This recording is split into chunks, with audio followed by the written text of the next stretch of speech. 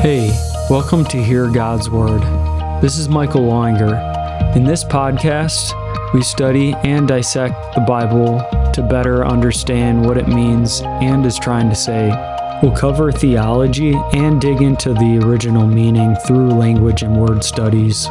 We'll even discuss scientific and historical ties, but we'll always come back to the basics. There's so many layers to the Bible, and it's all important. So, if you want to hear what God has to say, then let's dive in.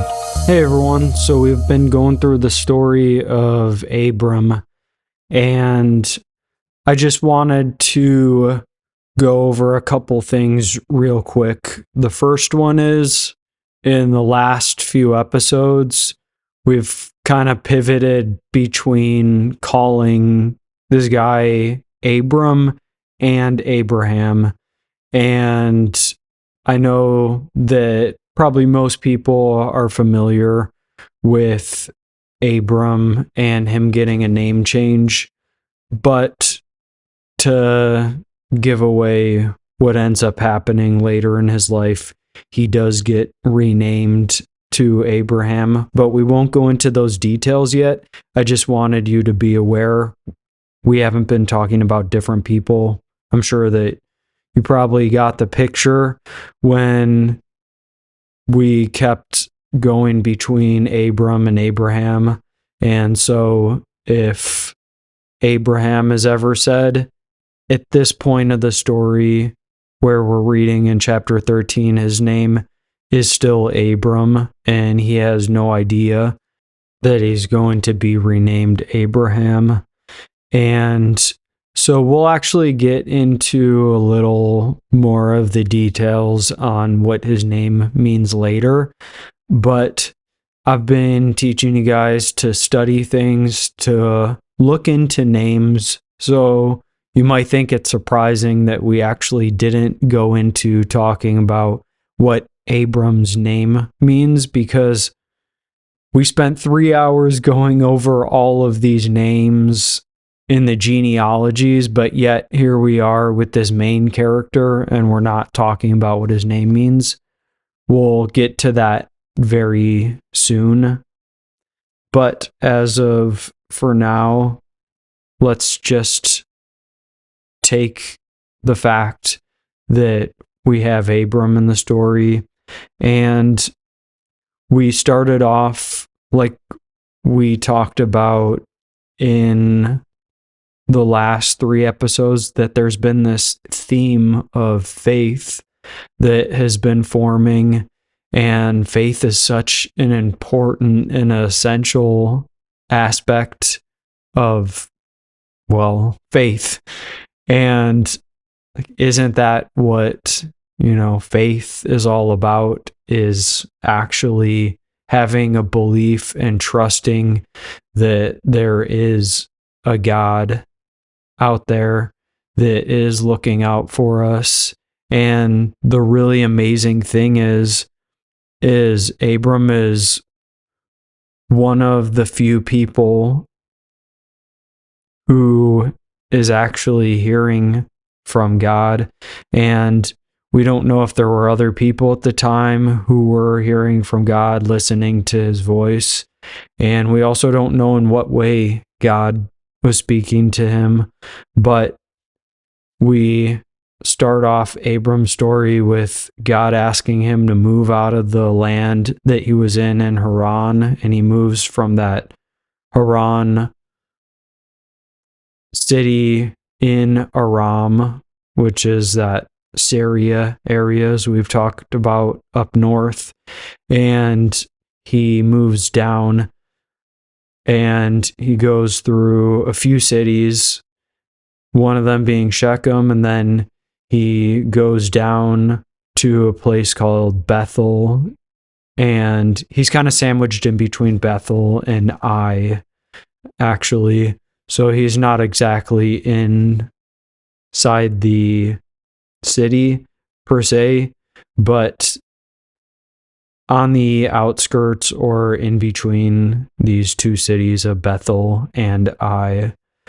And Then, he travels down to the Negev, which is the wilderness, desert, and it's that southernmost Gaza and below strip and part of Israel going down into Egypt, and then even lower, possibly even part of the Sinai Peninsula could be considered as the Negev because it means southern country.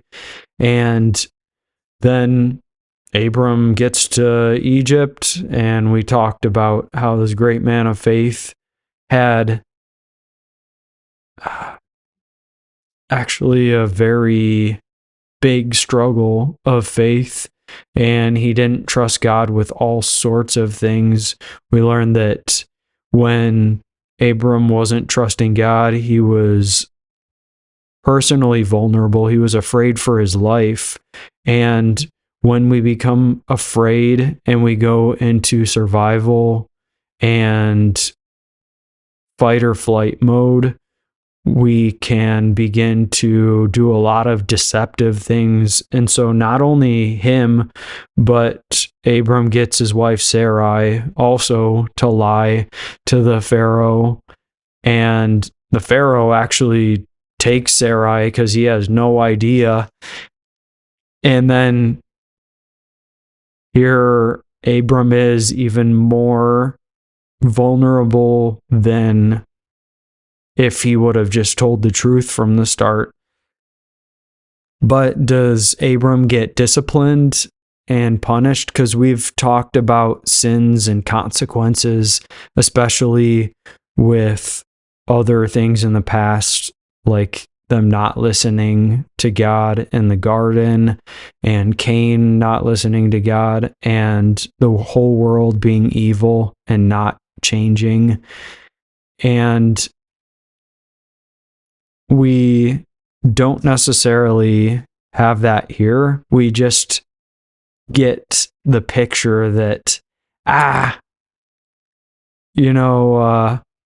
this obviously isn't a good thing, but technically they didn't do anything against what God said. We could assume that they shouldn't have left the Canaan area in the first place, because what do you know, in chapter 13, which we're going to read, it starts off with saying, "So Abram went up from Egypt into the Negev. He took his wife and all his possessions with him, as well as Lot."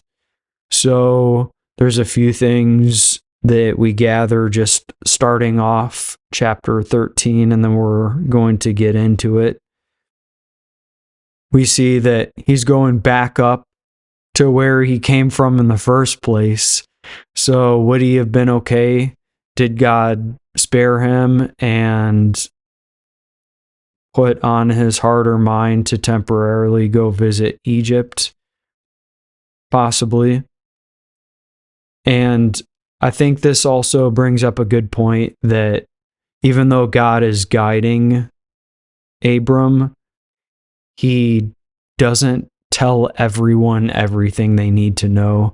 When God is guiding our lives, I'm sure that even the most spiritual person listening to this, the person with the closest relationship with God, if they're tuning in right now, you could probably say that there were times where God wasn't conversating, or he didn't specifically tell you to take every small little step in life. Like, for example, what we have with Abram here, God tells him to move, so he does move away from his original home, but then he finds this land, and God says, "Hey, you found it." And I'm sure Abram had a really beautiful moment with God, because it says he built an altar there around that Bethel area, in between Bethel and Ai. And so there's something really profound that takes place there. But then he leaves it. And that's why me and Michael Mueller, who was on the show last week, we were suggesting that, did he have to leave? Wouldn't it have been better for him to stay at the place that he had arrived at, because that was where God was giving his descendants land? Shouldn't they be building a life there? And God didn't say that he specifically had to stay there. He didn't say there was going to be punishment if he didn't. He said that I'm giving your descendants this land, but he wasn't telling Abram that you can't leave this land otherwise. Just like with the garden, God said that you can eat from all the trees, you just can't eat from this one. He didn't give him a instruction to not leave. So Abram's just doing what he thinks is best. And it also raises the question, after he's come out of Egypt and he's deceived the Pharaoh and he comes away with all this stuff, is it okay when God knows we're just trying to save our lives and our skin to do morally questionable things? I think on one token, God does understand, and he sees the bigger picture when it comes to us, because it seems as if Abram is still in good grace with God. And there's a story in 2 Kings chapter 5, and there's a point where this commander, he ends up getting healed. So he's part of the army of Aram, actually. And he ends up, after being healed of a skin disease, saying that he needed forgiveness in advance, because when the masters entered the temple where he was going to go, he would have to bow down to them. And yet he also made a promise that, hey, Yahweh healed me, so I'm only going to worship him from now on. But, bowing down to another ruler is kind of pledging your allegiance to them. So he asked God and the prophet Elisha whether or not it would be okay if he could do this. And Elisha actually told him, go in peace.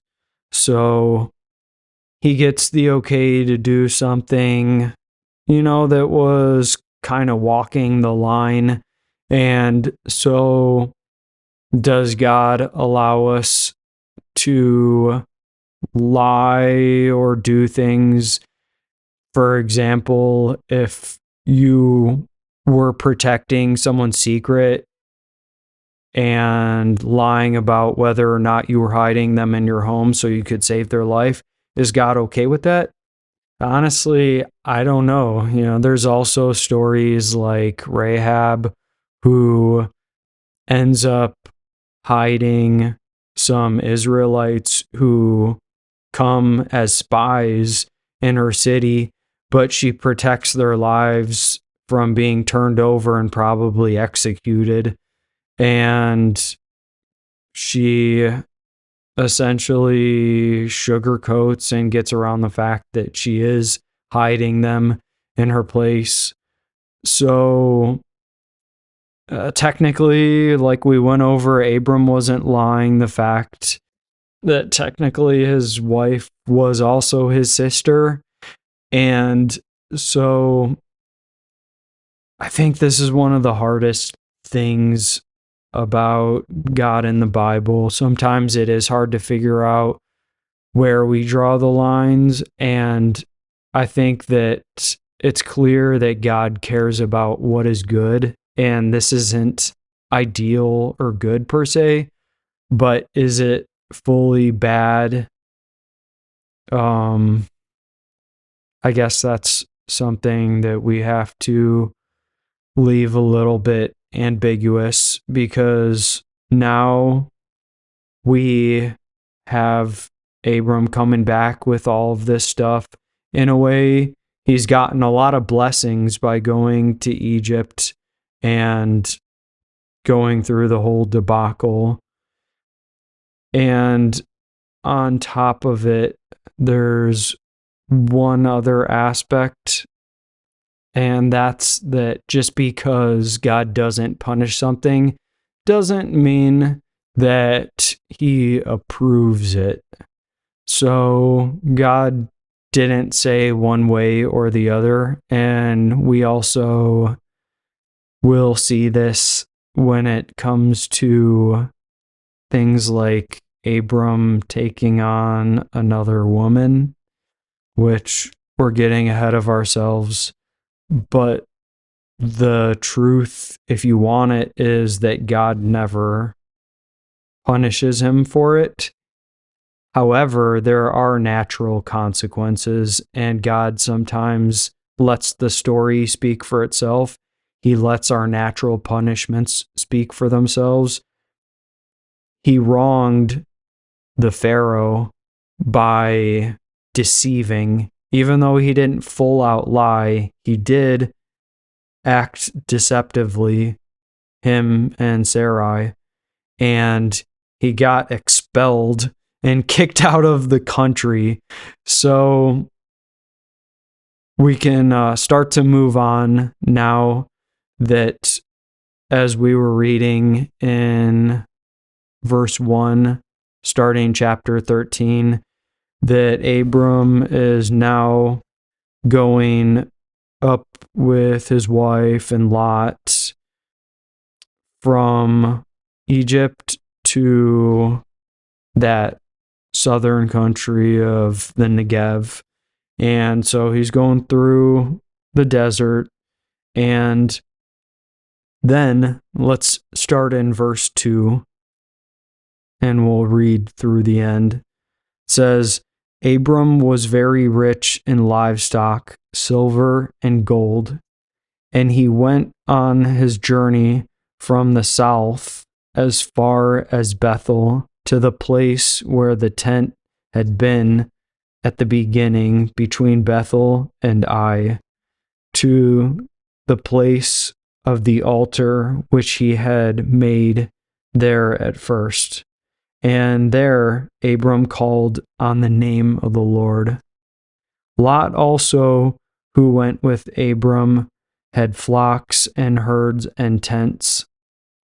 Now the land was not able to support them, that they might dwell together, for their possessions were so great that they could not dwell together, and there was strife between the herdsmen of Abraham's livestock and the herdmen of Lot's livestock. The Canaanites and the Perizzites then dwelt in the land. So we got through verse 7, and you might hear that there's a little bit different wording, and that's because I wanted to change things up and read from the New King James Version this time. And you might notice a lot of terminologies that are kind of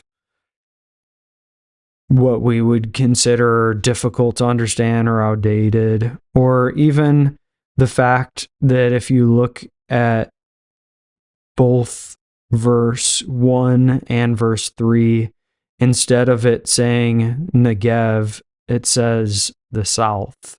And that's because if you translate Negev, like we've talked about, literally, it means the South. And so we ain't talking about down South America. We ain't talking about the South down there. We're talking about the South Negev desert area. And so we have him going through the South and up to Bethel and Ai. And if you remember, like it was talking about here, it was saying that that's where he was before he even traveled down. So he basically made a round trip from Bethel and Ai down through the Negev to Egypt, but then back to where he had started in the first place. And that's what it was talking about when it says to the place of the altar which he had made there at first. And so the question is, did he build an altar both at Shechem and at Bethel and Ai? Or was this the first place that he built an altar? Because it repeated twice when we were reading the beginning of chapter 12, how he had built an altar. But then it did say that when he built the altar in that area between Bethel and Ai, that he called on the name of the Lord. And at the end of verse 4, it says, "And there Abram called on the name of the Lord." So we have this repetition. We're being reminded of how much this place means not only to Abram, but to God's story with Abram. And this is a really big part of Abram's life. The place where he first called on Yahweh, because Yahweh was talking to him and led him away. But this is where he really has his maybe first extra special moment with God. And it seems like it's the place where he dedicated himself to God and called on him, because to call on God is essentially the way in Scripture to signify that someone is asking God to be their Lord, their Master, their God, to acknowledge him and to start a relationship. And like we've talked about, a covenant with him, and to make that vow, like, God, I acknowledge you're real. I'm going to follow you from now on. And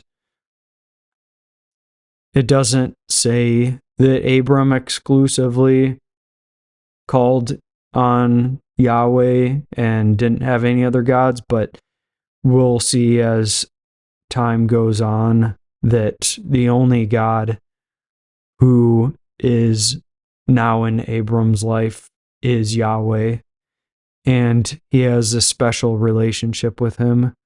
And if we go back to that Negev and the South difference in the wording, I wanted to, as I was mentioning, do a version that's quite a bit different so you can see how there can be such different translations, but yet at the same time, remember that the Bible in English is a translation of Hebrew, and a lot of times they also use the Greek Septuagint as well to help get a better idea of the English translations as well. And one thing that I've started to do is, once you start learning the words that the Bible uses a lot, you can read different versions and you can start to take the biblical definitions and you can see, oh, wow, it used the term south there. I wonder if it was talking about the Negev or if it's just using a different term to refer to the southern part of something. Or like another example, when you have all of these different terms for man early on in the creation story, the fact that there are several different words. Adam is a name. Adam is also the word for human, but it's also the word for man. But then you also have Aish, which is the word for man or a guy or a male. And so it's interesting because you can begin seeing a little bit more of the original perspective when you do Bible studying as opposed to just mindlessly reading the English translations and then taking them at surface level, because you're not getting all of the context of the words that are being used, and you might be creating conflicts that aren't there. Like, for example, someone might make the assumption that the Bible doesn't know what it's talking about because in one translation it says that the name of the place was literally called the South, and in another it's the Negev, but not knowing that one's a transliteration, which is the Negev, and the other is a straight translation, which means the South. And so we'll move on, but I wanted to talk a little bit about that for a minute. So, who's traveling with Abram as they get back to Bethel and Ai? He's back at the place where he offered the sacrifices. He has, as it mentioned in the closing verses of chapter 12, specifically in verse 16, it says that he had, all of these sheep and donkeys and other servants.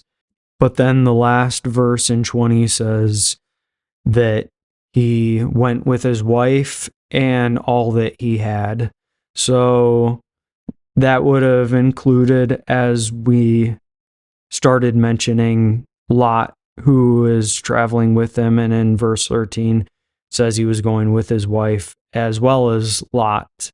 So Lot is beginning to become a main part of the story again. And if you remember, it's actually his deceased brother's son. So Lot is his nephew. And so the two big leaders of Abram's clan are Abram and Lot. Even though Lot's a generation younger, he's also accumulating his own, and he's somewhat viewed as a little bit of an independent party within the family. Like, he's got his own family because technically he's not part of Abram's immediate bloodline. So with that said, we were reading in verse 5 through 7 how there was a conflict between Abram and Lot with a couple things. It says the land wasn't able to support them. So when it talks about that, it means that there wasn't enough natural resources for them for food. And it says that they both had a lot of possessions.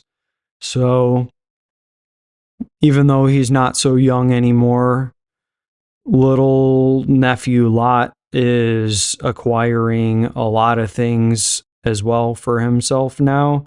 And they're both pretty big clans that are kind of all one big family. And we have it saying a few things, when it talks about couldn't support them because of their possessions. They probably didn't have enough land to both live on, to get natural resources from, as we mentioned, but also for all the animals as well, because they had to feed them, have land for the cattle, the donkeys, the camels, the goats. The list goes on of all of the wealth they have. And if you go back to verse 2, it just emphasizes it from the start. It says that Abram was very rich with livestock in silver and in gold. So he had literally a lot of money, but when it says he was very rich, and I'll let you know something funny in Hebrew is you could translate it as he was greatly heavy, but not heavy in the sense of chubby, but heavy as in he had a lot of weight when it came to his reputation, his possessions. And it's also the same word, chaved, which translates also to glorious. And so he was a guy with a lot of glory, like he had much. And so he was a very significant or weighty figure who was growing in success at the time. So Abram was no longer just this Joe setting out on his own. There's people who know who he is, and he's got a lot of money, silver and gold, it says. But not only that, obviously, it says he has a lot of livestock, and these things were probably distributed and shared with his nephews to help him get off his feet. But also Lot has probably started working with his family on his own, and they're multiplying their wealth as well. And so the land just isn't big enough for the two of them. And so it says that they began to have strife, and that's what it says in the New King James.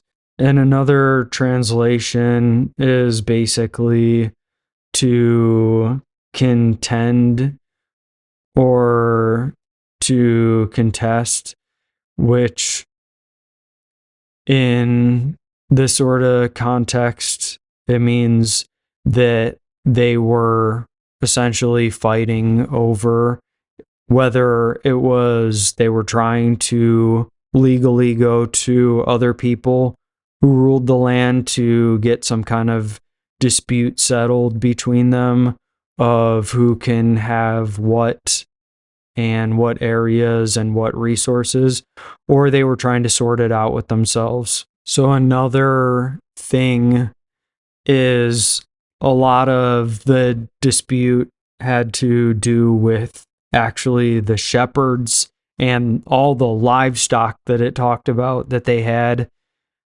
that maybe not necessarily even Abram and Lot were starting the fight in the first place, but their people were. And so Abram and Lot obviously had to come together, and kind of like a family-owned company, if you have two different branches of the same company, but it's family-owned, the two brothers, or in this case, the uncle and the nephew, they come together, they try and settle the dispute. So that's what's going to happen as we continue into verse 8. Abram is going to pull Lot aside and talk with him. But there's just a couple more things that I wanted to point out. One, which is interesting, is that this is the first time when it says the herdsmen. Essentially, it can be translated as shepherds. So the shepherds were actually starting up the fight and dispute with each other.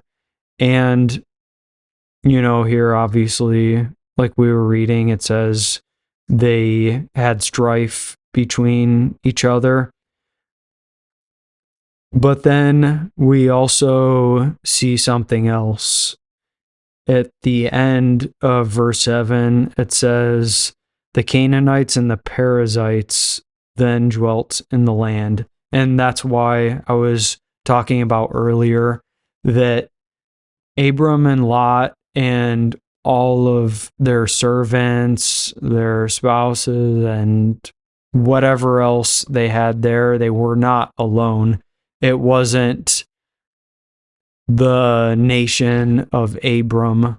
As we talked about, he was living in Canaan in an established region. And of course, this was in the countryside, so it wasn't in the city of Bethel, but it was in the countryside of the Bethel area between that and Ai. And it says that the Canaanites lived there, which is no surprise because it's the land of Canaan. And if you guys remember, Canaan was one of the sons of Ham, and Canaan, he had many children. And so essentially, the Perizzites, which it mentions, are actually one of the descendants of the Canaanites. So you can think of the Perizzites as a branch of the Canaanites, just as the people of Lot are kind of grouped in with the people of Abram. It's somewhat similar in the sense, but Canaanites is a general term. The Perizzites were a very specific group, and it's clear that the Perizzites were living in that countryside region of the Bethel sort of region. And so here we can learn that, the genealogies are starting to pay off. One of Canaan's sons, he has a tribe and family that settled there, the Perizzites, and just other Canaanites in general are living in that region. And so he also, as we were talking about, might have actually called on some of the formal, if there was any sort of legal system established in that area to help get some dispute rolling. But we can see that Abram and Lot are settling the main course of it privately, or maybe in the presence of witnesses, but at least they're settling it together. And it goes on in verse 8 and says, so Abram said to Lot, please let there be no strife between you and me, and between my herdsmen and your herdsmen, for we are brethren. Is not the whole land before you? Please separate from me. If you take the left, then I will go to the right. Or if you go to the right, then I'll go to the left. And Lot lifted his eyes and saw all the plain of Jordan, that it was well watered elsewhere before the Lord had destroyed Sodom and Gomorrah, like the garden of the Lord, like the land of Egypt, as you go toward Zoar. Then Lot chose for himself all the plain of Jordan. Lot journeyed east, and they separated from each other. Abram dwelt in the land of Canaan, and Lot dwelt in the cities of the plain, and pitched his tent, even as far as Sodom. But the men of Sodom were exceedingly wicked and sinful against the Lord. And the Lord said to Abram, after Lot had separated from him, lift your eyes now and look from the place where you are, northward, southward, eastward, and westward. For all the land which you see, I will give to you and your descendants forever. And I will make your descendants as the dust of the earth, so that if a man could number the dust of the earth, then your descendants also could be numbered. Arise, walk in the land through its length and its width, for I give it to you. Then Abram moved his tent and went and dwelt by the terebinth trees of Mamre, which are in Hebron, and built an altar there to the Lord. So here we got two different aspects of the story. After this dispute, we have Abram and Lot talking to each other, and essentially there's a decision that's made that Lot is going to go east and he's going to settle in the plains of the Jordan. And so another thing I wanted to say at the beginning of the podcast is it would be really helpful if you don't have a mental map and a picture of what all of these places looked like back then and how the geography lays out. It would be helpful to view some maps from back in that 3000 BC era, because, man, in one sense, there's actually a lot of similarities to what it's like today. However, there's so many differences. There's different names, and you can learn some of the places if you look up biblical maps of Abram's time. And you can find, for example, where in the world the whole land of Canaan was. You can find where Sodom and Gomorrah were. You can find even this elusive place called Zor. You can see what was considered the Jordan, and that's what I wanted to talk about for a minute, even though we'll get to it. So you have the land of Israel, and most people can picture that. But the farthest dead end of where Israel's borders went to in history past was as far east as the Dead Sea, and they called it the Salt Sea back during ancient times, and in some other languages as well, even to this day. But that land where the Dead Sea is, essentially you have the Jordan River. And if you notice, it said that he settled in the plains of Jordan, not the Jordan River. But the fact is that the Jordan River is pretty long, going north up from the Dead Sea.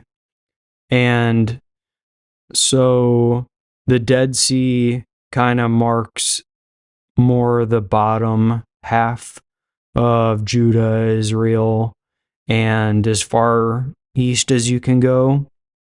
But then if you go further north, you have the Dead Sea eventually end, but you have a little more territory to the north of Israel.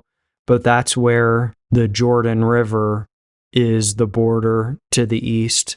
So basically, this is the area where Lot chooses to live. And actually, it's pretty smart because there's a lot of fertile land there. It's plains, so there were a lot of people living in those cities at the time, especially where it says Sodom. I think most people have heard that name before. But we also see this place, Zoar, at the end of verse 10. And Zoar was actually a city or region to the south. And we'll actually find out soon that it goes by another name too and is mentioned again. It's called Bela. And so, yet we have to the south of the Dead Sea to Sodom. So he's not on the Jordan River, but he's in the plain of the southern part of the Jordan plains. And so that Jordan region actually goes even further south, even though the river ends and is not present at the Dead Sea coming out of the south. And that's actually why the Dead Sea is so dead, because it flows in, but then it all gets trapped. So there's no fresh flow of water there, which is why, as we'll read more about it, it has a lot of mineral content and it's very stagnant, and it was very famous for something we'll end up reading in the next chapter that I won't give away. But let's just say it was very mineral rich. And so probably really good for planting. I'm sure that he had quite a bit of feeding for the pastures, and I'm sure that the shepherds were ecstatic when Lot decided to go out this way, because, man, there was probably some really good eating for their flock. But I want to rein things backwards for a minute, and we kind of jumped over the fact that Abram and Lot had this conflict. And so Abram wanted to get it solved, and it seems like Lot did as well. And so Abram is the bigger man. He obviously is the one who is more of an elder. He's older. He has more say. He has more responsibility. And he, instead of telling Lot what he's going to do, asks him, hey, what do you want? Do you want to go to the right or to the left? And I'm guessing that they were probably facing north or south at the time, because he asked, do you want to go right or left? And so whichever direction they were looking at the time, it so happened that Lot chose to go east, which could have been right or left, depending, but it couldn't have been backwards or forwards. They couldn't have been facing the plain. So, super small detail, or maybe they were facing straight on to the east, and he was just using the right and left as a saying, as we just use it casually to say, which way do you want to go? Whether that is forward, backwards, left, or right. And then it says that Lot lifted up his eyes, and essentially that's only to say that he took a look and he was trying to figure it out. He wanted to take a good look. And in one sense, the phrase to lift your eyes up is a pretty important phrase in the Bible, and yet at the same time, it can also just simply mean that he wasn't looking before, and then he brought his attention to focusing on what he was looking for. So he was looking for some good land for his people, for his family, for his shepherds who needed to take care of the flock. And so he saw all of the plain of Jordan. So don't know if he was turning his head left and right, if he was scoping out the land. I'm sure he was.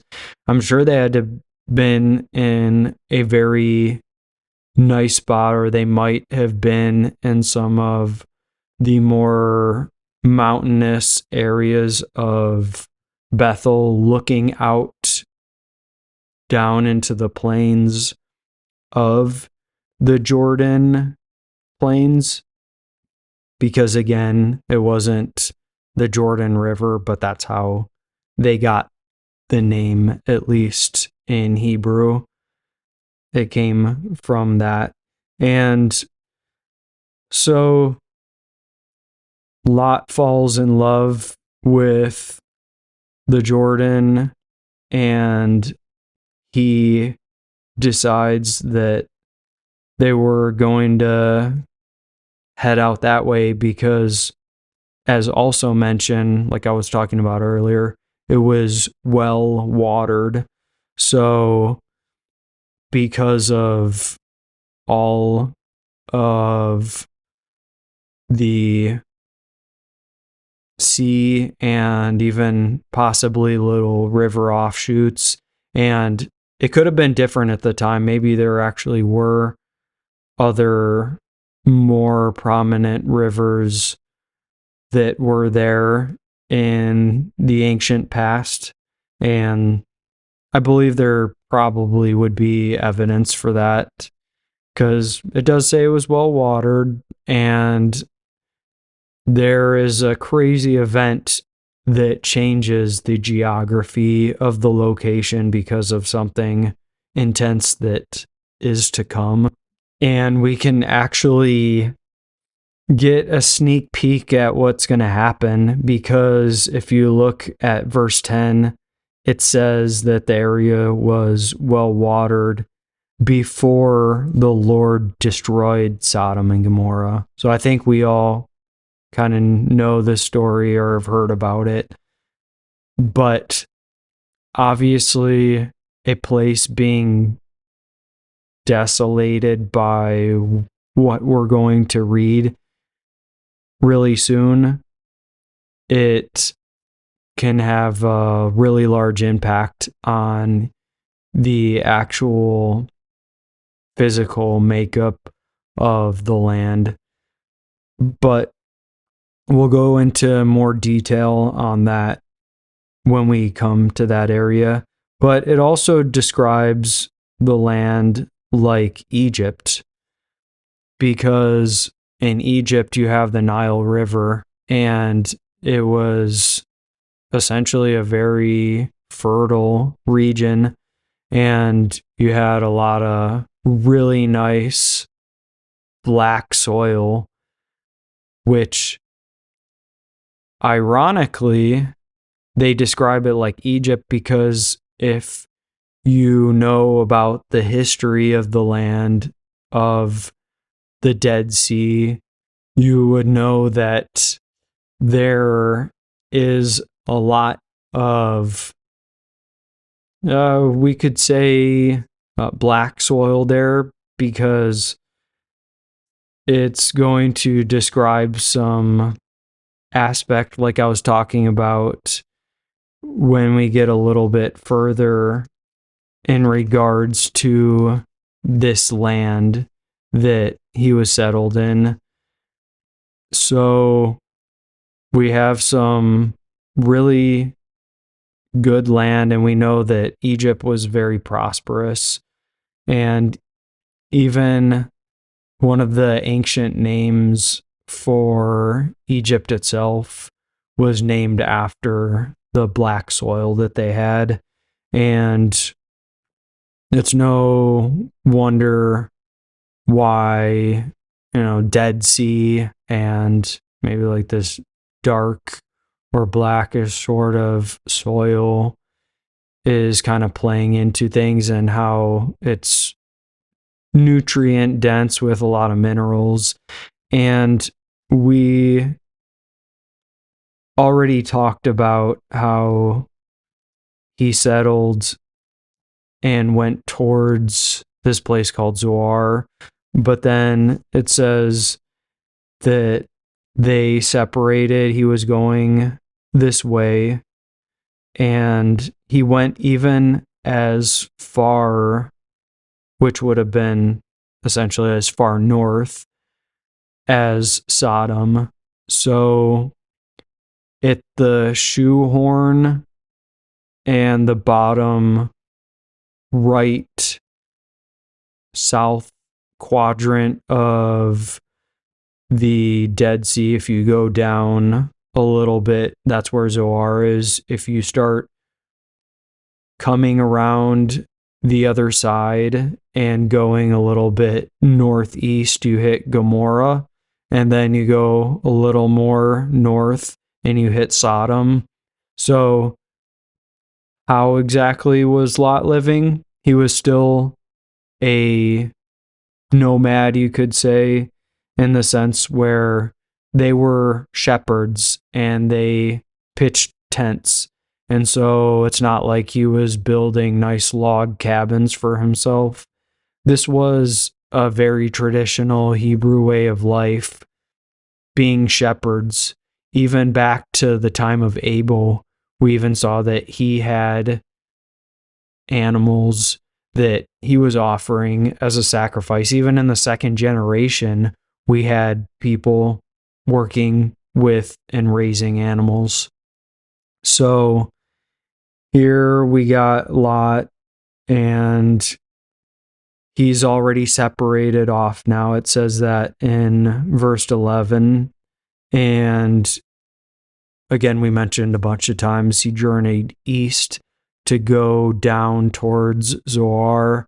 But then it doesn't say exactly what the name of the city he was, because he was probably moving around again, pitching the tent wherever was suitable for the work that they were doing with the livestock at the time. And again, he was wealthy, so he was probably trading and using a lot of products from the animals that they were making in order to make a living. And obviously, since Abram had a lot of wealth, I'm sure that Lot had been accumulating quite a bit as well. So maybe, according to what we're seeing here, it's possible Lot had a little bit of a greed issue because he chooses the better land over his uncle. And technically, even though Canaan is an amazing land, at the same time, Lot chooses the far superior aesthetic land, the one that looks a lot nicer, the one that looks like it has a lot better resources, a lot better opportunities probably, because Sodom was a booming city and there was a lot that he could gain out in that region. So then we have this little dilemma, though. It says that the men of Sodom were very wicked and sinful against the Lord. And so these were the very first two words that are used in the Bible when it comes to bad news. We have evil, or the tree of the knowledge of good and evil. So that's the first concept of God pointing to the fact that there is bad that can be participated or activated when coming in contact with this sort of fruit. And there are men, or probably just the people of Sodom, probably not just the men, but we'll specifically find out that the men themselves actually are extra skewed and messed up. When we talk about wicked or evil, this is the epitome of everything that God hates. It's why he kicked Adam and Eve out of the garden. It's why he destroyed the world with a flood and destroyed. And if you remember, where did God destroy? Where did it say in verse 10? Well, Sodom is one of the places. And what does it say about Sodom? It says that it was a wicked or evil or a bad place. And not only did it say that, but it said that the people there were sinful against Yahweh. This is huge because that was the second thing that God had given a warning for when it came to Cain. He warned him not to have hate in his heart towards his brother, or not to be down, because sin was waiting and crouching at his door. But here, Lot is essentially camping and living nearby, and even going probably into the city of Sodom to, I'm guessing, do some trading. And so he's getting caught up in a very dangerous place with a dangerous crowd.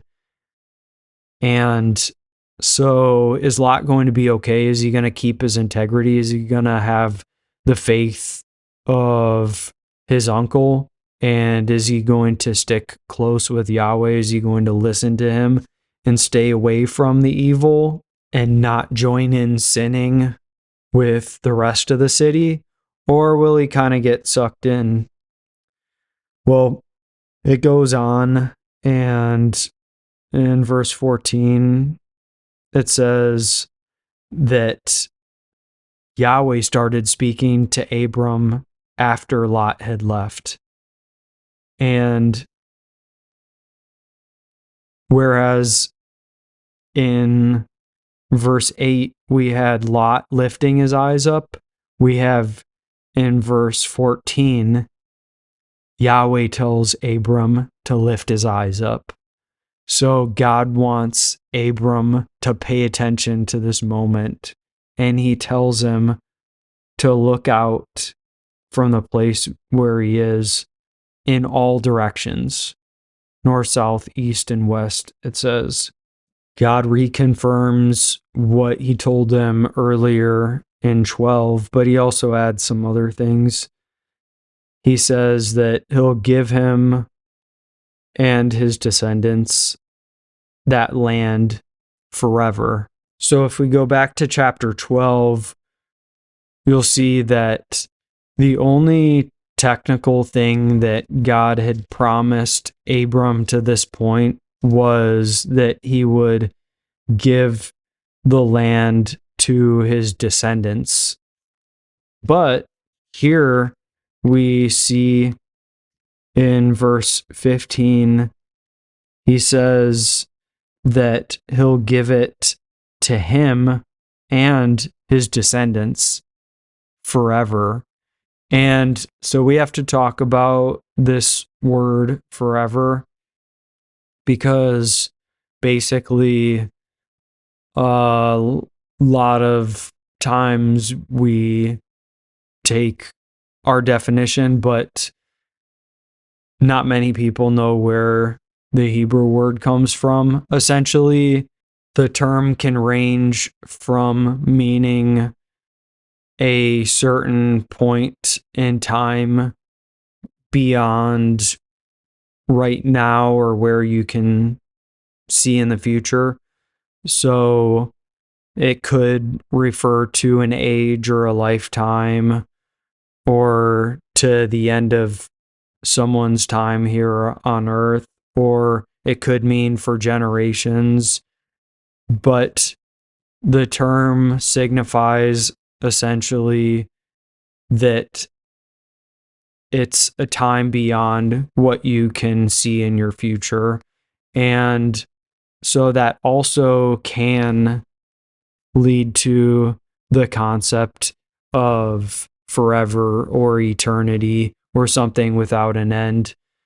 But here in this case, we already can see that Abram does have the land. He's living in the land, but he's also already left the land, even though he's been given it.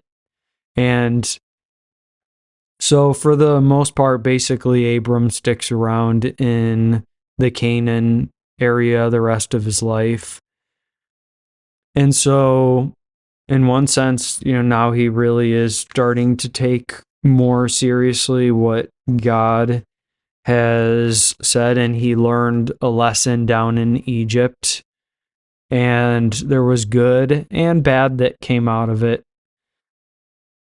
But here he is back at that special place where he'd built an altar, and they had built camp around it again because they were in that same region. And so God uses the opportunity to talk to him again. And if you remember what Bethel means, is it means house of God. And a lot of times back then, they believed that gods had houses in specific areas, just as humans built houses and were located in an area. A lot of times, people back then, and sometimes even tribalism till recent points in history, and some tribes even nowadays have territorial sort of gods where there's regions that are ruled over by a specific deity. So is it possible that God could be working with Abram's framework at the time? And does God himself even want to kind of fit in with this framework and pick a people for himself and work with a specific local group? It seems as if God does start off this way and is using this one guy who seems like he's willing to know and listen to him as the one true God. And, it raises a bunch of questions like, why didn't God try to appear to other people? I don't exactly know if they would have listened anyways. And the fact is that this is the way the story is playing out. And a lot of times God works with where we are and what we know. And so, with that said, when God promises him this land, he's kind of setting up a covenant like we were talking about before, just like he did with Noah. He's choosing and making an alliance, and we even talked about it when he said he would protect and bless those who blessed Abram, and he would curse whoever cursed him.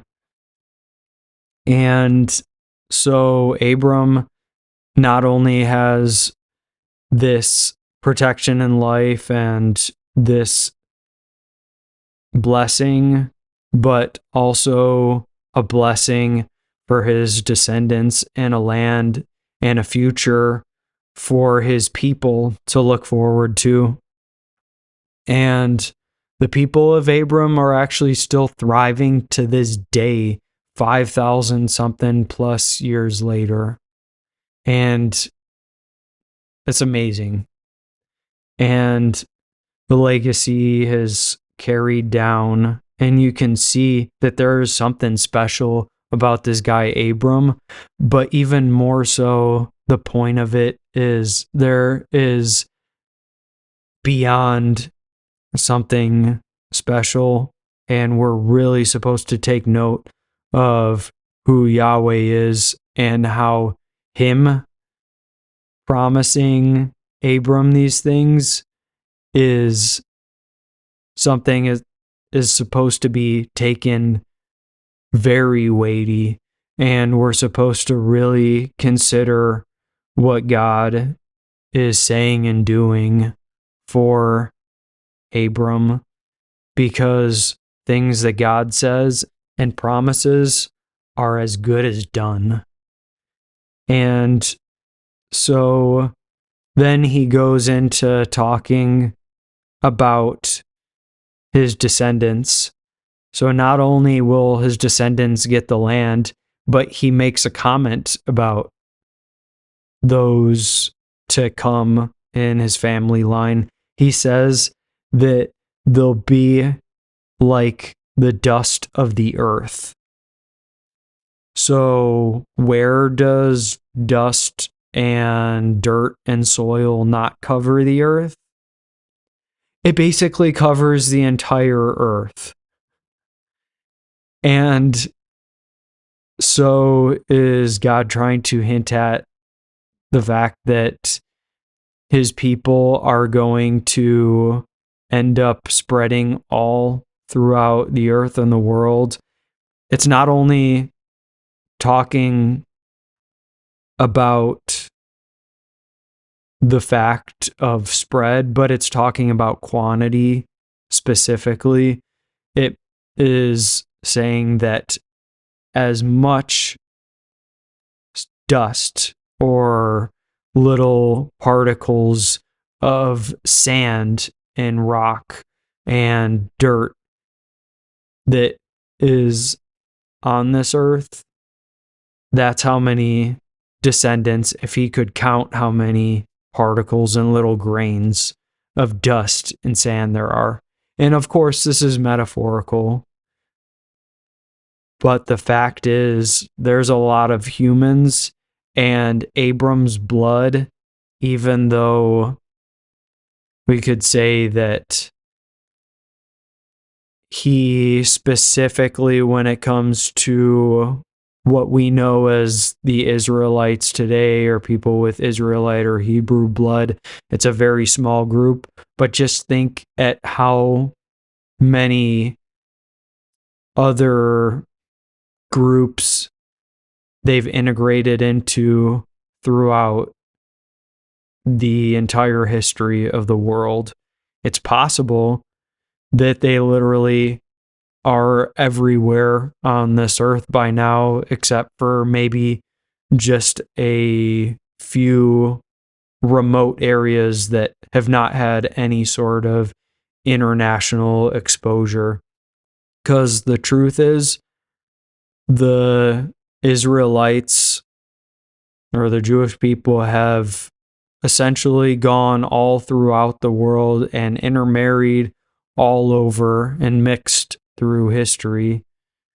And there's not really a place you can go that you wouldn't find someone who hasn't at some point intermarried with the Israelite people. And with that said, it could possibly end up playing into some prophetic things in the future in the Bible, but we'll leave that at now and just recognize the fact that essentially there will be more descendants from Abram than we'll ever be able to be counted, because no one will ever be able to count the dust. He even says himself, if you could, then you would know that basically it's a uncountable number. And just think all throughout history and into the future, however much longer this earth has the way it is. And so then he tells Abram one more thing. He says, get up or arise, fancy biblical term for just get up, walk in the land through its length, its width, for I will give it to you. And so God's saying, get up and go anywhere, either longitude or latitude. Feel free to go north, south, east, west, because every direction from there, everything that he can see and even beyond, is land that he's giving to Abram. And so, what does Abram do next? Does he disobey God and go back down to Egypt? Or does he, decide, God, you gave me a bad piece of land. I like where Lot is settling. I'm changing my mind. I'm happy you promised me this land, but I'm not really taking it to the bank and profiting as much as I'd like now. But, my nephew Lot is banking over in the plain of Jordan. And it's a really nice land over there. God, I'm sorry, but let's read what 18 says again. That Abram moved his tent and went and dwelt by the terebinth trees of Mamre, which are in Hebron. And he built an altar there to Yahweh. So, where is Hebron? Hebron is also located in Canaan. So we find out that even though Abram moves, he's still listening to Yahweh, and he doesn't get tempted to go to what looks like greener pastures. He doesn't fall into the trap of thinking that his hope is somewhere other than what God promised him. And this time, he goes to another area, and the fact that we already read about a place where he went to a terebinth tree before, it seems as if it was a nice place for shelter and for learning. As we were mentioning, the trees there could have possibly been indicating that they taught under these trees. And if nothing else, if they were just terebinth or oak trees and it was just a region that was rich and loaded with these kinds of trees, then that's what Abram was doing. But the main point is, number one, that he stuck in the land and area, and he did go a little bit more off west to be able to go to Hebron, and Mamre was very close to Hebron. It was, I guess you could say, maybe a suburb of Hebron. And as mentioned, there were iconic terebinth trees over there. And also we'll find out later that Mamre was actually an individual. Go figure, a city named after a person. We find that it's very common. And even nowadays, we've probably mentioned it a bunch of times already, but the parallel to nowadays, we always name cities after important figures who end up founding certain areas. So with that said, now we have Abram living and pitching his tent in Canaan with the Canaanites in the land of Mamre by the terebinth trees, and it's near Hebron. So we can get this in our mind that this is the new temporary or semi-permanent home that Abram will be at for a while. And we'll pick up reading more stories to come on how Abram stays in this area for a while longer and how it becomes an important hub and how future stories are sculpted from where he's living here. Hey, I'm so glad you guys could join for today's podcast. I hope things clicked for you and that you're able to better understand God's Word. Jesus said, "Whoever has ears to hear, let them hear." So, keep on listening to what God has to say, and I'll see you guys next time. God bless.